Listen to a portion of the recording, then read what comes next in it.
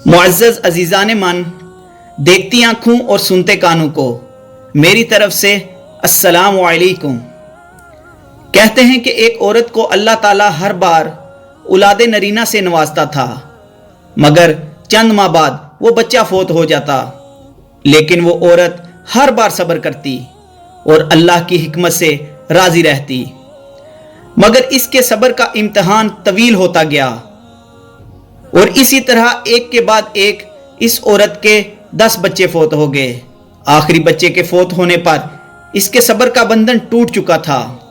एक दिन वो आधी रात को जिंदा लाश की तरह उठी और अपने खालिक़े हकीकी के सामने सर सजदे में रखकर खूब रोई और अपना गम बयान करते हुए कहा, ऐ कौनो मकान के मालिक, इस तेरी गुनाहगार बंदी से क्या कसूर हुआ कि साल में 9 महीने में खूनो जिगर देकर इस बच्चे की तकलीफ उठाती हूँ, और जब उम्मीद का दरख्त फल लाता है तो सिर्फ चंद माह इसकी बहार देखना नसीब होती है।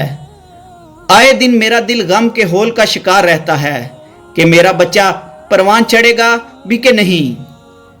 ऐ दुखी दिलों के बेच जानने वाले, मुझ बेनवा पर अपना लुत्फ व करम फरमा दे। रोते रोते इसे नींद आ गई और वो उसी जगह पर सो गई।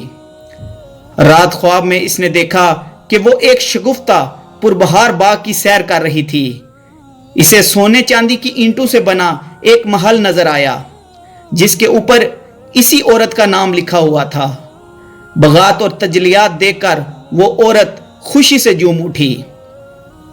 महल के अंदर जाकर देखा तो इसमें हर तरह की नेमत मौजूद थी और इसमें इसके तमाम बच्चे भी मौजूद थे जो इसे वहां देखकर खुशी से झूम उठे।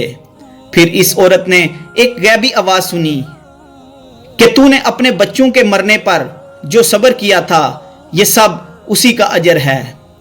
खुशी के इस लिहाज से इसकी आंख खुल गई।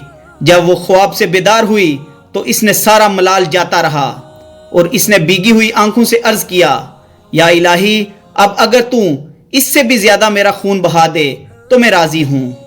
अब अगर तू सैकड़ों साल भी मुझे इस तरह रखे तो मुझे कोई गम नहीं। ये इनामात तो मेरे सब्र से कहीं ज्यादा हैं। मोहतरम दोस्तों, इससे हमें यह सबक हासिल होता है कि हमें हर हाल में सब्र का दामन थामे रखना चाहिए, क्योंकि यही चीज इंसान को अल्लाह ताला के करीब करती है।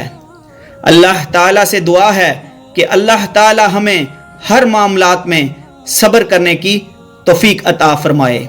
आमीन सुम्मा आमीन। प्यारे दोस्तों, मेरी आज की अगर ये वीडियो आपको अच्छी लगी हो तो इसको प्लीज़ लाइक करें और इसको ज़्यादा से ज़्यादा शेयर करें। जज़ाकल्लाह खैर।